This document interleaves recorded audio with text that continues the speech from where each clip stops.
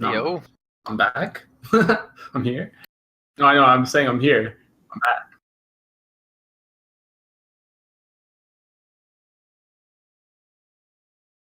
Someone's saying that the mic is muted. Oh, sorry about that, guys. I knew I was forgetting something. Welcome to the overview, guys, Amateur. where we always do something weird in the very beginning. So how's everybody doing? Welcome, Jason Flame, to the show. Thanks. Thanks. It's like take two. It's only take two on the intro. Gosh, my bad, guys. So I see you still have the Christmas tree up, Flame. So is that just being lazy or what, man? It's like a mixture of. All right. So I'm actually getting my downstairs retiled next week, and like all the storage is downstairs. So I don't really want to bring the tree downstairs, just so I have to bring it back up when I redo the tile. So I'm just kind of chilling, you know. It's never too late to celebrate Christmas, you know. Dude, Christmas cheer is year long. I mean, it's never too early, I guess, if you look at that way. That's true. Dude, I know some people that literally keep their Christmas tree up 365 days a year. Some people keep their lights up for like the entire year. Yeah, and just don't that's turn true. them on. That's true. Well, you should turn them on if you have them, man. That's it's like a total waste if you have those up. But yeah, there's been a lot of Overwatch to talk about this week, guys. So last week it's supposed to be a little bit light, but this week we've got like tons of stuff. So it's going to start off with our week, of course, and going to include a new segment, which is going to be tip of the week too, just for some folks that listen to the show and might not be, grandmasters or whatnot. We figured we, just throw in some gameplay tips. Can we have your son give the tip instead of you? Oh my God, isn't he better? Yeah, isn't he higher rank? Yeah, shut your face, man. One of these days that'd be pretty funny. Giving tips to fellow 11-year-olds, that'd be good. And then we're gonna. Your son's tip is, don't play with your dad because it's hard to carry him. Oh my God, whatever. All right, going into news, we've got tons of news, of course. I had a developer update that came out recently. A couple news regarding bans in Korea. Of course, lots of team player roster changes. So maybe a little bit of balance too. And then, of course, we've got two big events going on. NGE continuing on with lots of NA teams and whatnot battling it out. And then Apex Season 2 started just a day ago. So lots of good, at least the first two matches there.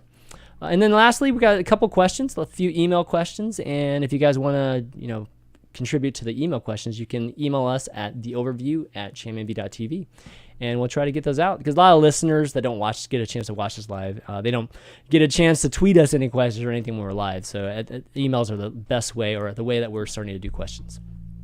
Okay, so our week in Overwatch, and Jason started the week, or at least maybe late last week, and finally got top 500 after how many tries did you have? How many Gatekeeper? It was the third try. Third try. Okay. Yeah. All right. That's good. It was destined to happen on that one after getting trolls in all my games. No, I dropped to 3968. So I lost 50 points because my internet dropped. Mm-hmm. So thanks for that one. But then over my Saturday and Sunday, I lost 2 games total and went from 3968 all the way up to 4320. Holy shit. So, okay. I had a pretty good couple days there. Yeah. That sounds like it. Holy crap. I mean, I don't have to punch my desk anymore. My blood pressure's down. It's great. You're good. totally. But I haven't played since, and I've already lost top 500. So that makes me kind of sad. Well, I mean, it's a creep, of course. It went from like 4315 to 4325. It went up 10 points in 2 days, and I lost my top 500. But whatever, I had it. That's how active it is, man. When you're 499, what do you expect, dude? I mean, it's gonna be. I think it was like. What was the picture, like 380? I don't know. 380. Oh my God, you're 300 a lot something? Of people resting on like bottom of top 500. Yeah, it must be super close. And it's too bad Ben's not here too, because he actually got Grandmaster too, right? I believe. So it was a big week for at least the host. Not me though, guys. Not me. My bad. What? 482. My bad. I thought it was higher. Okay, yeah, 482. So yeah, that's congrats on that. I know that was like a huge goal of yours. So I mean, what are you gonna do the rest of the time? You just gonna goof off, or any particular rank you're shooting for? Any rank you're shooting for? No. It was just top 500. I don't know. Okay. I'm not gonna slack off and be that guy in comp who like, oh yeah, I got top 500. I don't need to care anymore. But I'm also not gonna play nearly as much on comp until like I'm comfortable to get back into it again. Yeah, the season should be ending soon, right, guys? It's like Is it the end of this Probably month? another. Or I would guess March, but I don't know. is it March? Okay, I get all mixed up with I the feel like it's 13 probably gonna be months. like Valentine's Day or something, right? Because usually like Okay. 2 weeks off and then the beginning of the month. I don't know. All right, so we still got a month. Okay, solid month. How about you, Flame? I know you played 13 straight hours. Well, like one day, I climbed to like top.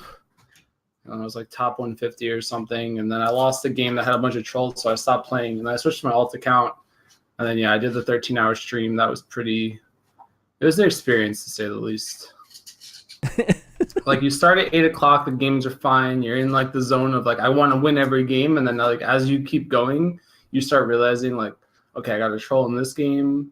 This is a loss. And then you get a troll, and then you're like, okay, and then you start viewing losses as just like not wins. You don't view them as losses. They're just like delayed wins because there was nothing you could have done. That's But good. That's by a the end good of it, I mean, my sleep mindset. schedules. Yeah, it was like That's I a don't want to great say it was mindset. revolutionary, but definitely Yeah. changed my mentality. Like you start viewing losses as just like, we'll get this back next game, I guess. Right. But Right. That's good. it was definitely I mean, rough. But yeah, it messed up my sleep schedule. But I was able to catch some of Apex due to the fact that my sleep schedule is so destroyed. So gamers, it man. paid off in That's some what- regards. That's what, life of a gamer. It's like I you mean, we can't. climbed. We came out on top, but it wasn't. What'd you end up getting to? I don't know, like 42. I think I peaked at like 42.50. I think I was like one game away from top 500 on that account, but Okay, cool. I think That's I good ended stuff. at like 42 exact or something. I saw you playing on your Smurf. Someone was streaming. It was a Zarya player. I can't remember who. But there was a guy streaming one of your games, and everyone kept saying it was you playing, and you were pissing him off really bad. You kept taking his Oh, it was health Hardblue. pack. It was Hardblue. It was Hardblue, there we go. Hardblue. Yeah. You took his Hardblue health was- pack, no, and like he got yeah. so pissed. Yeah, so Hardblue was streaming, and I mean, Hardblue gets a load of viewers, and my chat isn't really that big. I have like maybe like 200 or 150 viewers, but they're all like dual streaming because the people in my chat know that Hardblue's streaming. So then the people in Hardblue's stream think that I'm IDDQD because IDDQD actually has the same Smurf as me. So all of Harblue's chat, which is like this 1,000 people, are just calling me IDDQD the entire time because they're complaining about my tracer. So like, oh my god, IDDQD is so good at tracer, but like it's really mean. It's like 4 o'clock in the morning. So that was pretty funny. But after that game, it went downhill because me and Harblu were on the same team the next game, and we had like a troll, and then that was like the beginning of the end at like 5 a.m. The fact that they were playing was crazy. Did you tilt Q? Because that's the fucking worst. Well, it's not tilt Q when it's like 10 hours in, you know? It's like your brain's You're actually beyond just shut that. off. You're like, You're like, comatose I'm not tilted Q. anymore. I'm just playing Overwatch, man. Like Right. the games, you're like, I see Zombie. Slasher in chat, but like it gets to 5 a.m. and you're like, who's even queuing at this time? And like you see Slasher duo queuing. I'm like, you get Hanamura, you're like, all right, this is over. But oh was- man. it was good. I don't know. Yeah, that's cool. Well, I'm glad you guys had a good experience because I think it was yesterday where it was like the last day before the brawl reset or whatever, or the arcade resets and gives you those loot boxes again. So I hadn't done any of them, right? So I got the first 6 done like over the weekend with my son. So we got 2 loot boxes. So I was just like, okay, I'm gonna do like the last 3 or 2 or whatever. And dude, I lost like at least 10 straight mystery hero games over and over again. And I kept getting matched up. They were completely misbalanced. So I don't even know if they even balance for any of that stuff. But they should, because literally I was getting matched up with a bunch of people that were like level 15 and 20 and then the other team were these guys that had like 4 stars and 3 stars. So they were just like camping our spawns and like our guys couldn't even get out of the spawn. It was so terrible. So I just don't think there's that many people playing Mystery Heroes. So yeah, but still, you shouldn't match. You still shouldn't match. It shouldn't still be like that. It should still be like half of us should have the 3-star guys, and the other half. It was literally like 6 guys that were 2, 3, 4 stars, and then my team, I was like the only person with stars. That's like crazy. Yeah, that happens in ranked too, though. Like sometimes you'll get games where the enemy team will have 2 3 stacks and you'll be 6 solo queue, or like 2 2 stacks and you'll be 6 solo queue. But like you would think that it would try to balance that a little bit better. Yeah. I find Mystery Heroes to be like really enjoyable though. Me by the too. way. Like, I on use the it just concept to of this, on the topic of Mystery Heroes, but it's weirdly snowbally, and like sometimes you get really mad because there's nothing you can do. Because like I had a game, I think it was like 2 or 3 days ago. I just played it for the hell of it. Yeah. But the enemy team had like 2 Soldier 76s and a Reinhardt, and I had like 2 Bastions and a Hanzo. two and it's like Mercies. both Sky, It's and you're like, I can't actually Yeah. do anything. This is Yeah. not- No, there's definitely some compositions that are just really hard to break if you don't have the right heroes on the right map. So, but yeah, I enjoy Mystery Heroes too. Like me and my son play it. Like we always play it just to get all the loot boxes in arcade. But man, it was really bad. And I'm like, okay, surely Blizzard's just gonna put me with some OP. Like I'm not supposed to lose this many times, right? Blizzard doesn't want us to lose this many times, so I should get like an easy stomp. I can just finish these loot boxes. There's like an hour left. I'm like, okay, let's just do this. Nope, I just kept losing. So I never got that last loot box. I was like, crap, this sucks. So yeah, maybe Blizzard, if you can balance that at least based on experience level, that'd be great. But let's do tip of the week. I know surely you guys have some tips to give. I know Jason, you were definitely had one in mind that you wanted to say. Dude, you told me you wanted to give a tip. You have no proof. You got no proof. Whatever. I just never mind. Yeah. So one of the tips I had that I see a lot of people struggle with, and this kind of relates to a topic we have coming up later on about Reinhardt, because I played a majority of Reinhardt in my comp games because no one ever played him, and I always played Phil. People always complain about like you can't keep your shield up. You can't maintain it, which obviously you can't when you have a Diva and a Roadhog and a Soldier on the enemy team. But a tip that I don't see most people doing with him is always flicker your shield. Like when you're moving, you don't necessarily need to keep it up the entire time because you need to take damage anyways for Ana to build up ult percent. Right. So like one thing I do is I always make sure to jump without my shield on and then turn it back on, or you jump, put your shield back on, and you kind of land, so you keep your momentum, you keep your speed, but also I purposely take damage when I know like the Roadhog hook is down and maybe when the bottle grenade is down. So if you like maintain those cooldowns, you can actually keep your shield up a lot longer if your Diva is not helping you maintain your shield percent. So yeah, just a little bit of a tip, but if any of you guys are playing right now out there, you'll notice a huge difference if you do that a lot more. Yeah. Just don't take damage from down, though. Only when the hook's down, though. You have to be really careful of that. Because if your teammates get hooked because you know sure as hell they will, it kind of is your fault. Don't take flame strike hits on purpose either, guys. That's never good. But yeah, that's definitely good advice. Flame, you got any advice? Just like tidbits? I mean, we probably want to do this every week. So yeah, I have some tidbits, but it's like I think my biggest pet peeve right now is that I've watched. I'm not going to call out my viewers, but I've watched my viewers, some of my like subs view, because like they'll stream too. Like if you're in, I guess this applies to any SR, but I guess the ones where you can convince your teammates to listen to you on microphones, so probably like diamond and above, I would assume. Yeah, for sure. If your team has 0 ults and you're on defense, like the play isn't to like sit back and wait for these ults to just magically appear.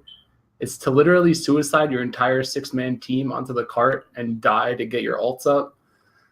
And like I see this not happen even in like Grandmaster. Like people try so hard to live, but then they just get staggered way later than they need to be.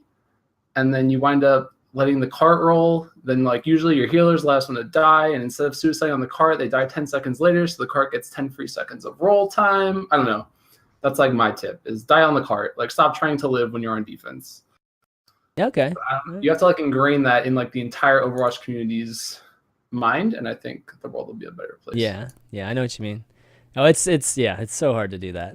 It's especially when you're where I am. But no, those are definitely good tips, and especially the Reinhardt one because I'm a Reinhardt main too, Jason. So totally relate to that. I could go on for days about Reinhardt. Yeah, well, we're gonna do a little bit every single week, so we don't want to like just go on and on and on. But we're gonna continue doing this each and every week, guys, just because it'd be nice for folks to pull some gameplay knowledge from everybody on the show too. Okay, let's move on to news. So Jeff ended up doing another developers update video that talked a little bit about PTR and their philosophy with PTR, as well as a few comments on just the balancing of Sombra, Ana, Diva, and what they're currently thinking about each of those heroes. So why don't we talk about I guess the comments they had on PTR, which is surprisingly has a lot to do with console. I mean, obviously he's answering some questions about console too, but apparently the PTR and the length of the PTR has a lot to do with just the approval process of the console version, because Microsoft and PlayStation, they each have certain requirements that you have to reach, right, to be able to release your game on those consoles. So Yeah, I mean, a lot of times we just were thinking PTR, yeah, it's just purely about testing balance and all this good stuff. But apparently, there's definitely more to that. So I don't know. What are you guys' thoughts on just that portion of it? Jason, I know you didn't get a chance to watch it, but maybe Flame, any thoughts on just that portion of it? I mean, their hands are tied, right? There's no like counterplay for Blizzard to do anything about that. It's like plagued a lot of companies, I think, in the past. Like this isn't like a problem exclusive to them. Yeah. Like when Evolve came out, I remember it would be like PC patch would come out for like January, and then they'd have to wait until February to like release the exact same patch that came out on console or PC in January. So right. I guess from a player perspective, it's kind of frustrating because you don't know, like you don't, obviously it feels like you don't have as much impact on the patch during PTR because obviously it's hard for them to change it, because if they have to change the patch mid PTR, that means they probably have to recertify the patch for the consoles later. Oh, I see what you mean. Yeah. You know what I mean? So like from that angle, it makes sense, and like it explains some of the frustrations I guess a lot of the players have. Because like I think one of the things that Jeff touched upon was that he does take feedback seriously, and like they all do take feedback, but I think it's more feedback proactively for PTR as opposed to like during, which makes sense, So I don't know. It is what it is, At least we know that there's something logistical in the background that does take place, and that there is a reason why some of the timings are the way they are. Yeah, every time they make a change, like if they alter Roadhog again, I don't know if they have to like resubmit a build, to Sony. No, they probably more or less definitely do, and that's kind of, it's unless you have like a really good I think at Xbox or Sony to like get you, I don't know, expedited or something. Maybe there's a way to do that, but I don't know the process well enough. So I don't know. I would hope they would do the changes first. Like obviously it takes a lot longer, but go 2 weeks, see what the community thinks, do changes you think should be changed, and then go through the submittal process. Or the submission process. I don't think it would take even longer. What would that accomplish from like a timeline standpoint? Well, then we wouldn't have this patch maybe with like quad tanks if they like tested D.Va a little bit more and took. I don't know. It's just like thoughts, right? Like if they tested D.Va a little bit more and those changes are implemented then instead of now, we wouldn't have this boring stone meta. I'm pretty sure most people would have been more than happy to wait an extra 2 weeks, 3 weeks, or 2 weeks ideally if you do like a 2-week window, then play this meta for the past month or two. Unless you're envious. I mean, I see what you're saying. Well, I think it would have been longer than 2 weeks. Like I think 2 weeks is a little bit underestimation as to how much. Like I think a lot of the community, we complain about, or we enjoy the fact that they make changes so quickly, right? And then on the same note, like we're complaining about meta getting to a certain state, like especially with this tank meta that we currently have. So we can't have both, right? So I still prefer them making changes a little bit quicker. And, for them logistically, they're probably submitting the build like every time they make a change in hopes that it does work, because there's probably no penalty probably for submitting to Sony. Like when you're getting approval by any app store or whatever it is, you just go ahead and send the build even when you're testing it, just because you want it to be released. At least you time it so that your testing period matches up with possible release, and then you cancel it last minute, like if you have like an update to it or whatever. So I think logistically it's fine. It's just it was interesting to hear him talk about PTR on consoles being still a possibility. Like, how does that even work? How do you do a PTR on consoles? I mean, like, have you ever had a game on PlayStation or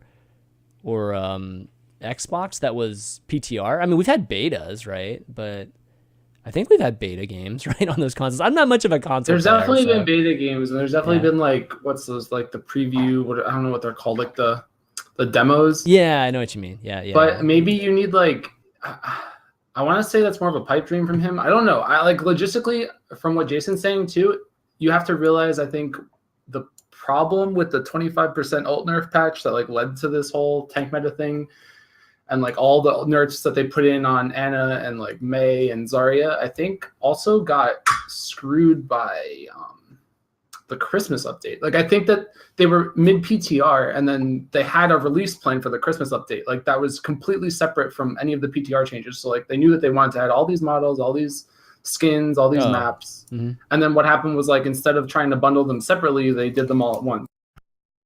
Oh, So I okay, feel like okay, I that's get what it. happened in that specific case. Okay. But like right now, you're seeing obviously they're not trying to rush it because like we still don't have the live patch, but it's been like 2 months or it's been like it feels like it's been 2 It or hasn't been 3 weeks 2 of months, PTR. but it's been weeks. No, it's been like right? 2 or 3 weeks. Yeah, So that's true. I don't know. It's Yeah. weird. Another thing you talked about was just incentives for playing PTR, right? And we on the show have even made a few suggestions, but it sounds like the most popular ones have been loot boxes or possible XP for playing in the PTR. Which I think that would be great. I don't know how they connect them. I guess they could probably connect the accounts in some way, but right now I feel like I have a different account, right? It's a completely separate account, and a lot of times it's a copy. It's like the very beginning of the PTR is literally a copy of my account because loot boxes I haven't opened exist, whenever I log into the PTR. It's like, oh, these are exactly the same boxes as the one I just, like I opened in production. So I don't know how you do that, but I think before I suggested maybe doing some small events. Maybe just some small open tournaments that people could join. I don't know. It might be too hard to logistically organize all the time, but it could be just like simple challenge, just whatever site you want to use to just put up an open tournament. But it'd be kind of cool if there were events that could encourage the community to play in it. Yeah, I think that a problem with that, I guess, is scheduling and like Just whoever can really play. Tell us. Well, do they ever? Yeah, I guess do they ever really tell us when PTR is going to come? Like, do we ever know when to expect it? It's like stuff like that that makes it a little weird. I think my suggestion or like one of the suggestions I've seen is just give us competitive points for playing ranked and like make it like triple value or something. Like literally give me like 20 points instead of 10, or maybe not triple, but like 20. Maybe every win on PTR is 20 competitive points instead of 10 or whatever. So people like actually try really hard to win, and then people actually want to go over because then they get golden guns faster and stuff. Like that might be really cool. Oh, I see. But okay. Like it's along the lines of just loot like boxes. a way, because I understand why they don't want to do loot boxes because you don't want the like you don't want you don't want the console players to feel like, oh my god, why are these players allowed to play on the new patch and get loot boxes and stuff, and then like it becomes like a weird balance game in that regard. Yeah. But, well. I don't know. Unless you make everything available. Whatever you give to these people is going to be excluding the console players. So you can't get around that. That's just going to happen. Something that makes like League of Legends PTR really fun and something that people enjoy playing is you have new skins there. Like you can test new skins before you actually can buy them in game, and that way you get to like, oh, there's this new Zenyatta skin. I want to see how it looks in game. I want to see how it looks with golden orbs. Like I want to test it out, see the new graphics for it and stuff. And then that's something that always encourages a lot of people to play for League of Legends on the PTR, as well as like new heroes, obviously. Yeah, but that only lasts so much. It's like they'll play a few games and then be done with it. It's kind of like when Symmetra came out, right, with the big changes, and people went and played it for a day or two, and then that was it. They seem to be getting data. They seem to be looking at the analytics for it, which is apparently useful. But I feel like there's, I don't know. My experience is that I feel like very little people play in the PTR after like a day or two. And if you're really trying out these crazy balances, and Jason, you're getting at it, why don't you just leave it in the PTR for a couple more weeks and see how it works? Well, it doesn't matter if nobody's playing it in a very true environment, or at least a highly competitive. PTR. Yeah, exactly. I have no advantage to play it. Like if I'm casting, I don't want to think of a change that happened on PTR and then accidentally talk about it like it's live. Yeah. Like it literally gives me zero benefit to do that except know what's coming like up in the next patch. Yeah, and that's kind of why I was thinking, if you had this like PTR event, that it was just every time we release a PTR, we do this cool event for like a week or something. That might encourage the community to go over there, at least more, just like another 5%, 10% of the people. That would be awesome. That'd be awesome, at least for data. Might be cool. But another bit of news, we got, let's see, another post from, I believe it was Jeff. Let me see. Actually from Jeff. Let me show you guys too. Yeah, it was actually from Jeff, and it talks about Reinhardt. And it says, since November, D.Va is the third most played hero in Overwatch. Roadhog is 4. And it's like, okay, yeah, I can understand that. But Reinhardt is the 12th most played hero in Overwatch, which is shocking to me. So he's basically pointing out that, whatever we feel like, at least at the highest competitive level, is a must pick, it's not necessarily the meta, in terms of the casual players. But does this surprise you, this statistic? Not at all. He's Really? fucking boring to play. You can't do Gosh. shit with him by yourself. Like, he's not a Roadhog who can heal himself and insta-kill someone. He's not a diva who can just fly away constantly and mitigate a lot of damage. Like, you literally need a healer, and how many people actually run healers in quick play? Like, it honestly makes perfect sense. Like, even in the current meta, he's not fun. You can put your shield up, yeah, great, but then you have a Roadhog soldier diva spamming it. Great, I don't have a shield anymore. It's just he's not fun in that way. He's more based He's around not fun as an play. individual player. Yeah, sure. I can Yeah. understand that. Flame, what do you think? I mean, Reinhardt's probably like the most fun hero to like play, I think, in ranked, but it's only because like you get your insta kill, you just club people down, and like true. I don't think there's anything more exciting than like hitting a 3-man Earthshire, like a 4-man Earthshire. But like I guess at lower levels that doesn't happen. You just get baited by your team and nobody's behind your shield and you just die. So Well, that the makes biggest sense. thing is you don't get pocket healed either. Like by your Oh yeah, healer yeah. If you're others. playing with a good Ana, like Reinhardt's probably one of the most fun heroes in the game. But Yeah. I guess my takeaway from that is, does that data matter? I mean, that was more or less my negative. I mean, obviously, right? I always look at the negatives, right? That's kind of my thing. But why? Like, because I sent him an email. Well, because I sent him an email, right? Actually, like I actually emailed Jeff last week or 2 weeks ago about like what I thought the problem was with the tank meta as opposed to like just Ana's OP or Diva's OP, and he sent me back something about like how Mercy's actually #1 healer picked in the game. Right. But like I'm thinking to myself, like, does that matter? Like, and I think that that's kind of the thing that I take away from that point too, is like, does it matter that Diva has higher pick rate than Reinhardt? Like, does that mean Reinhardt's not balanced or something? Like, or does that mean like Diva's more powerful than Reinhardt? Like, there's like this weird, I think. Well, it doesn't. I'm coming from a competitive perspective. Sure.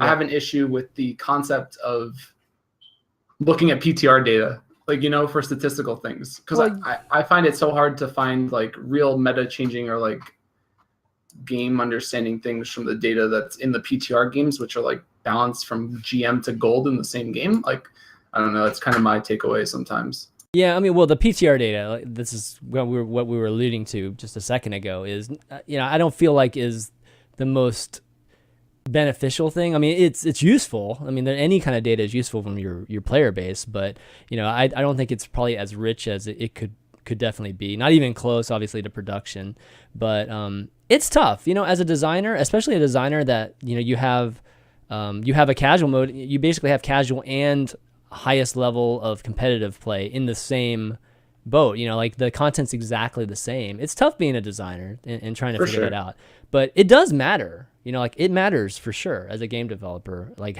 those stats, like if Mercy. But so like, I guess, but like when you look at it that way, do you think that they're like afraid to touch Mercy because they think that Mercy is like already the highest pick rate? So like, why would they nerf her or like buff her? You know what I mean? Yeah, I think they do. I mean, but that's like in my eyes, that's a problem. I don't know. That's, I guess. I mean, it can be, you know, like the way you touch. I mean, they can change her. It's just they have to be careful of how they change her, right? Like you can do things that are going to be more conducive for like casual players versus, you know, the top level players, but they have to take that into account. Frequency of pick is generally like one of the parameters you use to shake things up, right? Like we don't want. Well, in quick play though, it shouldn't be like. Really? I think the win percent, like average win percent of that hero, is more of a valuable like statistic. I think that's to go off of. That's the highest one. I believe. I mean, I but even agree with still, you there, but even still, like I've played, like I've seen platinum. It doesn't matter like how broken you make. Say who's even broken right now, like Diva, just or like Ana, Torb or something like that, right? Torb's probably much more useful at lower levels. But I'm saying like people think that Ana's like consensus, like the consensus is that Ana's like a broken hero right now, right? Not like at lower she's levels. Too strong and they're nerfing her. Yeah. But if you're in platinum and you're playing Ana and like there's an Ana in platinum, like you could give her a nuke like 300% healing, like they probably still would find a way to lose with it. Like that's kind of what that's like my, I think, guess like thinking line. Yeah, I mean, frequency is definitely not as important as win percentage, but it is something to look at too. I think when both of them align, when you're talking about top level play aligning with casual play, when like say Mercy's just picked 100%, then that's when they, you know, try to look at all the other characters, and we've seen that, right? We've actually been in metas where that's the case. My only point was that you have to look at it. Sorry, go ahead. Yeah, Bastion. Yeah, like in quick play, he was overpowered, but in comp play, he wasn't at all because people know how to play around it. So you can't balance it necessarily in a way that makes it not as strong in quick play, but like you have to be careful to not affect comp at the same time. I don't know. It's really, I would not want to be a balancer because of how difficult it is. Yeah, I mean, like in my eyes, I think they're gonna nerf Symmetra, but I don't think Symmetra needs to be nerfed. I would not be surprised if they nerf Symmetra soon. Yeah, but like personally, I think Symmetra is like. I don't think she's that bad whatever. either. Yeah, I mean, she's a little ridiculous, but you have to switch heroes to beat her, and like that's part of the game. So, but like at lower levels, nobody switches. They're like, oh, I'm locking in Hanzo. Why can't we beat the Symmetra? Like, you know, true. it's like shooting through the shield. It's definitely a weird problem, and I definitely feel for them. But I don't know how to go about it other than not like looking at other data. Well, I don't know. I just wanted to point that statistic out because I thought it might be interesting to some folks. Just given our perception of what's being played a ton and whatnot. But another bit of news. So Blizzard responding to all the hacks that are happening in Korea. We knew they were doing things. It's like, of course, we knew Blizzard was going to act in some way in regards to all these people that are doing it in Korea. And this week they announced that they banned 10,000 accounts. As well as they are suing this company Bossland, who is a developer for hacking tools. Not particularly, I don't think they're the maker of the nuking tool, but they do make things like map hacks and things like that. And it's good to see Blizzard going after companies that make these tools. Instead of just banning the players that use them, going after the source is obviously a much more effective way of doing it. So good to see. Yeah. Any thoughts on this? Good riddance. Good riddance. Yes. I mean, yeah, it's hard. Like, because I don't think that they're all like individual accounts. I'm pretty sure in Korea though, you have to like associate a social security number to your account. So there's probably like literally just 10,000 people who can't play right now, but I don't know how that works as far as ban evasion, like how you even go around that. Isn't PC bongs that you don't need that? You don't have to have a social security number to play. That's so right. Then how many of those accounts are like PC bong accounts and how many of those are like legitimate, I link my social security to my account numbers? Well, you think, like, isn't PC bong like the equivalent of like a LAN cafe? Yep. Yeah. So like you think like how do you ban, like, do you just like ban an entire LAN cafe? Like I feel like you'd still need some sort of login, right? I don't know. It depends on how the hacks are loaded. There's like a weird thing there. I mean, I know what you're saying. I just don't like. Can you ban a cafe? Like I don't. That would suck for the cafe, man. If you just basically shut down their business. That's what I mean. You would literally shut down their business. Like, terrible. Are they banning the LAN cafe accounts, or are they banning like actual people? Like that's right. I guess you could go cheat at the LAN cafe, but does that work? I don't know how that works. There has to be something. I mean, there has to be some kind of connection with your user account versus the PC bang. I don't know how PC bangs work, so it's hard for me to make a. Do you think that they would just like beat people up, right? There's like videos of that, right? Beat people up? Like what? LAN video? There's like a famous video of like a kid getting beat up at LAN for cheating. Like they find out he cheats. I don't remember what country it was in, but I know for a fact I've seen it on YouTube. I think it was a dream hack, if I'm not mistaken. I feel like it was a dream hack. It was a dream hack? I feel like it was, but it was just cracking down. It was like in the BYOC area. Yeah, it was like in a really small room. It was funny, but like, I mean, it wasn't all these funny. people dressed in Blizzard shirts going to beat up. No, I'm just imagining like you're at a PC, you're in a LAN cafe, and you see the guy next to you's aimbotting. Like, do you just call him out? Like, do you just leave him there? Random people self-policing. Oh, I see what you. Yeah, or do you duo queue with them? Exactly. It's like an integrity thing. I don't know. Oh god, that would be awesome. I'm looking at this in another way though. Like I'm happy to see Blizzard, being proactive and banning these accounts and suing Bossland, but where's their anti-cheat? Where's their VAC that like helps take care of this stuff? Like about the hacks that have already been detected and stuff. Like where's Overwatch? Anti-cheat? Yeah. Overwatch. Overwatch. That's the big joke, right? I want to see some anti-cheat. Like so you don't have to wait for an account to get banned after it's been playing tons, and if it's already detected hack, like in CS, it immediately gets backed, immediately gets banned away. I don't know. I wonder if there is any like anti-cheat being worked on. And there has to be, right? They're planning a league. I don't think you can release it without it. And what people that might not be familiar with Overwatch and CS:GO is that Overwatch is this third-party app that you run, and it basically checks to see. No. Wait. No. I'm thinking of. I think of something else. You're reading Reddit too much, man. Am I thinking of something Overwatch else? is literally something you can do in the game. You it's in the game. On the top. You download a demo. You click Overwatch or whatever the button's called. You watch the demo. It shows you the key rounds where people are highly reported Oh, it's in hacks the and where game. there's suspicious Okay. activity. Cool. And at the end of the match, you check marks of like, yeah, he's very suspicious, or not enough evidence to tell, or he's not cheating, in like different categories for like aimbot, wall hack. But they etc., whitelist like, people, right? Griefing. No. You have to be like level, like a certain. You have to play like certain amount of competitive matches to do it, like Word. 50 competitive matches or something, Hmm. and then you can do it. So like I can't individually ban someone, but I can put my vote in if I think someone's cheating. That if there's enough, people thinking he's cheating, then they get banned. I mean, we have feedback system right now that you can leave, right? Isn't hacking one? Yeah, well, hacking's one of the choices, right? Like abusive chat and Yeah, but you can't griefing. physically see it unless you're on the enemy team Mhm. of them, Okay. or they're on the enemy team, because you don't actually see the wall hack. Yeah. You could just kind of guess at it. But in Overwatch, you're watching like a demo, or in CS, you're watching like literally a demo of this person playing. Oh, I So see. you're watching a full playthrough in their first-person perspective about what happens. Okay. All right. That's But we don't have demos definitely in the good. game, so Yeah, I mean, I think that's probably the next step is to actually get replays and demos, and then be able to maybe implement that. I agree, though. It'd be nice if we had our own system that we can that could help them with this instead of them. I want to point out, I've never ran into a hacker, and I've been playing like Wow. 6 hours a day or something. I have literally never encountered one, and everyone on West Coast says they see them all the time. Like people on East Coast even say that they see it. I have literally never seen one.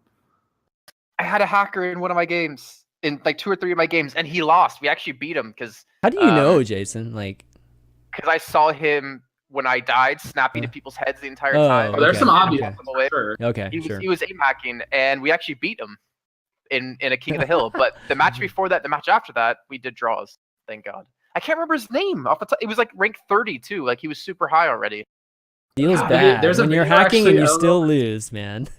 Did any of you guys see the video of Timer? There was a clip. It was so funny. I think he was in Korea during season 1, and like the team's trying to draw the map out, but you can't draw on payload maps because if the cart moves like half an inch, you can't like exactly tie. Right. So it's like at the Israel, end, thank you. Sorry. they're like in trying to tie, and everyone thought that he was like being an ass. But like at the end, everyone's sitting on the cart, and I think red team thought that they were gonna pull a fast one on them and like not let them push the cart at all. But Taimu comes out and pops whole hog while everyone's like AFK sitting on the cart and just caps and wins the game. But like if he hadn't, like everyone was calling him out and like making fun of him in chat and saying like, oh my god, that's so BM. But like he did it because if he didn't do it, they would have lost to the cheating team. But everyone, it was like, it's just such a funny thing that like players are actually forcing ties now in ranked, and like that's like a common thing. Oh, It's very wow. common Okay. in Korea too. That we Yeah, like- learned when we were there. Like very Did you- common. Can I tell a story actually? I was playing in my 13-hour stream, and Yeah. someone was stream sniping me and called out my comp to the enemy team. Like on the enemy really? team, someone was stream sniping. Okay. So someone on the enemy team actually started throwing, so we would draw the match. Oh, I guess Like that's Some cool. people That's are just cool. really good people, you know. Yeah, That's my positive story for the week. I But want you it guys still to all sucks take for that the away. other people on their team too. So it's like, He forced the draw. I was down. oh, he forced the draw. Okay. Yeah, the enemy team player that's went cool. Bastion and just started shooting Oh, the walls to That brings force the up draw. a good thing too that somebody suggested in I think it was a competitive Overwatch subreddit, right, where there's a a draw a draw prompt that comes up if you guys want to force a draw or whatever. Just if both teams agree to a draw, you guys can have a draw. A lot of discussion about that because some people think it's a way to skirt certain maps and things like that. But overall, I don't think it's a bad mechanic. I actually kind of like that. What do you guys think of it? Just depends on the amount of people you need required from each team. Like in CS, it's technically not a number; it's a percent. So when there's 5 people in the game, you need 4 people to vote yes. How do you? Oh, okay, I see. Some people leaving and stuff like that. You can vote kick. You can vote kick basically, and you need like 4 people to vote yes out of 5. And then if there's 4 people, you need 3 out of 4. So basically like 1 under the max, whatever, or 1 over the halfway Right. point. Okay. I can see it working pretty well if you put the number at like 5 for Overwatch. If like 5 people from each team vote to draw, like I don't want to sit there in a game that it's going to be a draw anyways because there's a cheater and have to wait, like 10 minutes, 15 minutes for the game to finish. Yeah. Especially if you have like Dorado where you have to push the payload to force the draw. Yeah, I mean, my issue. I don't want to say my issue with that, but what would happen is people would just start queuing Volskaya, and that would just be the instant. Yeah, That is true. There's there a way would to be abuse it. skirting maps, no question, and that's the biggest negative for doing it. But I do like that sort of thing, going down that route to try to, just reset games, games that start even on a bad note, that's past the timer, that initial timer that resets games automatically. So it's something to consider. It's just, how do you get around, skipping maps and stuff? Hopefully, if they ever, well, not hopefully, but if they ever get to a point where, putting map preference is already a thing, then something like this would actually be a much more accepted than it is right now. Yeah, I mean, there's ways, right? Like, you just say, like, if 5 people report someone on their own team for hacking, maybe there's a problem. Yeah, exactly, right? That would be fine. Yeah. The only part that gets scary is if you have like a 5-man queue Oh, yeah, and they I want to wouldn't- fuck over someone, right? And then yeah, they're like, it's, I don't know, like I wouldn't be against it just because it'd be nice to just move on already from the game. But there's definitely a lot of Yeah. abuse that can happen from it. It happens in there, Dota there a will lot. be abuse. It's There will happening always a lot be in Dota abuse. right now, actually. Like, Oh, is it? a lot of the pro players this week have been getting low prio. I don't know, like, they don't know who's been reporting them, but there's like this like weird NA Dota pact where all the pros just keep winding up in low prio this week, and it's Was it actually pretty Arteezy bad. that got low priority? It's not just Arteezy, it's like Arteezy, EE. Like, half the streamers, like Sing Sing had it. Like, half the streamers Wow. are literally just getting low prio nonstop this week. Wow. But Okay. That's it's just side Interesting. effects, I think Ice Frog winds up putting them on like a exempt list eventually, but yeah. Hopefully. there's problems obviously. Okay, let's talk about team and player news. So, few players, signing and changing rosters, and we got a little bit of swapping of certain roles. Start things off with Fnatic signs Hafikul, and I think a lot of us saw that coming. Not much of a surprise. I don't know, any of you guys surprised about that? Happy Yeah. carries, Yeah, man. I mean, he's been playing well for a long time now with them, so good stuff. JKW no longer on the Complexity's active roster, and we've seen Winghaven sub for him, or at least playing for them in NGE. Any That kind of details surprised here? me. Yeah? Yeah, like I don't know, it just kind of surprised me. Like JKW seemed to be fine in the team. He was a good tank. Like I don't know exactly why he decided to do it. Was it a team decision? Was it his decision to like focus on something else? Pretty sure they cut him. Like, I'm pretty sure that, like, all right, Oh, so really? there's been a lot of drama this Mm-hmm. past 2 weeks. Like, I'll touch on a little bit, but I'm pretty sure that they like asked him or like to sit out, and they were like trying out Winghaven. But then they released JKW, but don't shoot the messenger. But I talked to Too Easy last week, and he said that Winghaven might be playing with him on his new team, if that goes through. Wow. Okay. So I'm not even sure if Cole knows that or who's playing who right now, but there's like a weird thing there where I'm pretty sure, I don't know if Winghaven's actually like on the Complexity like He's so popular, man. permanent list thing right now. Yeah. I don't know. Maybe But there's whatever, something. man. Yeah, there might be some Someone's interesting about to drama get going on. Somebody's going to be dumped, screwed. yeah. Exactly. Yeah. He seems to be playing fine with Complexity. I mean, Complexity's been doing so in NG, but yeah, I think JKW was doing. Yeah, I agree. I don't feel like it was very clear that he was the weak point on their team. So I was just assuming it was personal things again. Just some kind of I mean, it's personality always conflict. personal, right? Yeah, some kind of personal conflict or personality conflict. But I would think that that's Complexity is probably the only team right now that I would think that wouldn't happen to, because they have a coach and they have a manager. Mm-hmm. Yeah. So like it must have gotten to some weird breaking point where someone just didn't want to play with someone else. I don't know. Yeah. That's the only reason I could give, because I thought he was great. Like, I think JKW and Shake are probably I think they're the two best players, or were the two best players on that team. Wow. Okay. Good deal. Next bit of news, pretty big one. We've got Gods, who's been a free agent for, I don't know, weeks now. Joins C9, Cloud9, and Kai, who was part of the roster, of course, is it was announced that he was removed from the active roster, right? Or at least it sounded like he was benched to me. I didn't know what was going on with Kai, but then now we're hearing that he's temp coaching for Envious over in Korea, or he is trying out to be coach over there. So obviously not just a benching. Is he officially not part of Cloud9 now? Do you guys know? Okay, this is a long story actually. So great. And I don't know if I'm releasing too much, but he wasn't the only person that they were thinking. I'll just go and I'll say that he wasn't the only person they were thinking about removing. They've been trying to figure out who to remove actually for like the past couple of weeks. Oh wow. So they've been trying out gods on actually different people's roles. It wasn't just Kaikai's. So I think what happened was they decided that they were having the most success when he was replacing Kaikai because they were having trouble. Obviously, I think they were losing a lot of scrims from what I heard. But from Kaikai's perspective, I think it makes a lot of sense to do what he did. Like you don't want to coach your own team. I think that you want someone that's an outside source. New voice, yeah, it makes sense. Yeah, or just like someone that you don't want to like promote your coworker to a boss. You know, that's kind of how I see it. So well, it's just the same voice that you've been hearing for a while now. So it's not necessarily going to rejuvenate the team or get the team going because it's the same voice, right? Yeah, that's true. And I think that maybe he had conflicting ideas of playstyle with other players, which is a normal thing in this game, actually. So yeah.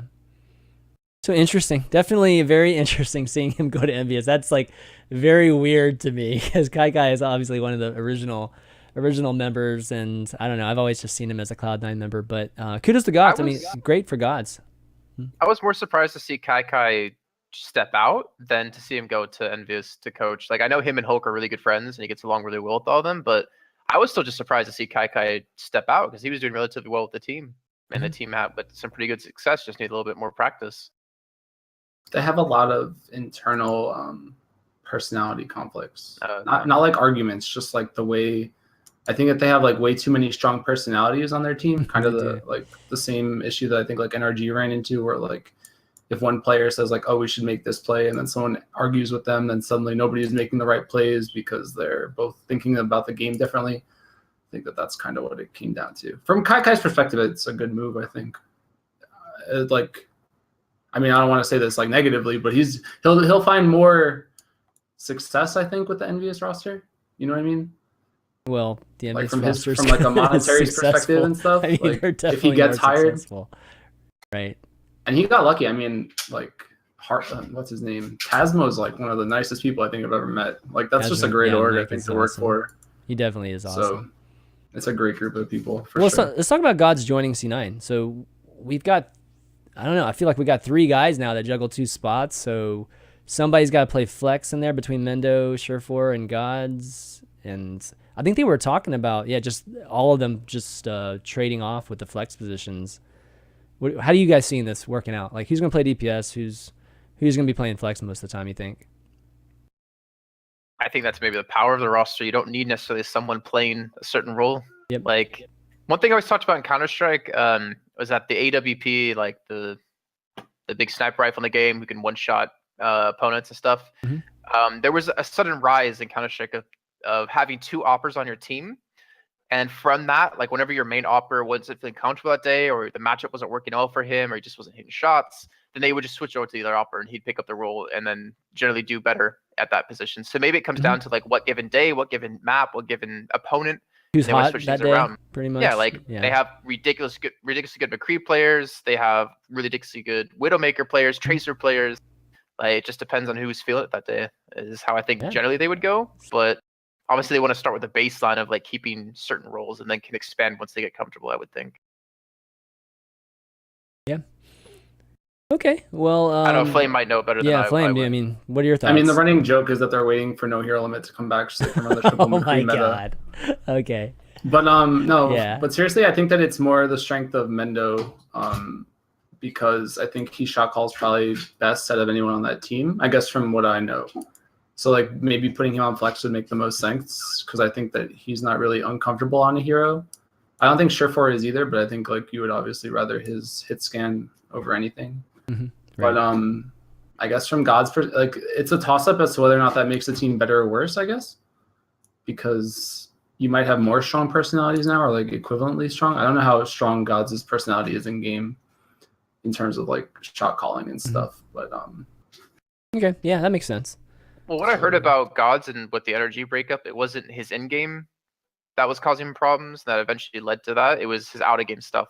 Yeah. So hopefully, like maybe that was kind of like a nice little sign for him, and he was able to fix some of those problems. Like it's not my job to release information, but that's generally what I heard. Yeah, I mean, I knew that. I just mean like from in-game standpoint, it seems like a weird pickup, right? Like you pick up someone that maybe like I guess you don't want a flex player anymore, really, or you don't want like a dedicated quote unquote like off tank. You know what I mean? Like you don't want someone that's like stuck on Zarya or something because it hurts your team. I think it's like hurting a lot of teams right now, actually. So yeah, you definitely want flexible players. It might work out for them. Like when you look at the way Envious plays, like they have triple hit scan arguably. Yeah. So I mean, to be fair, like what I heard today, I did an interview with Zappis. He was saying there's a lot of like 3 DPS or 222 or still triple take setups on PTR when they scrim people. So if triple DPS comes around, like you said, that's triple a fucking scary DPS. team. Yes. Yeah. Let's get there, please. That would be awesome to see. Speaking of which,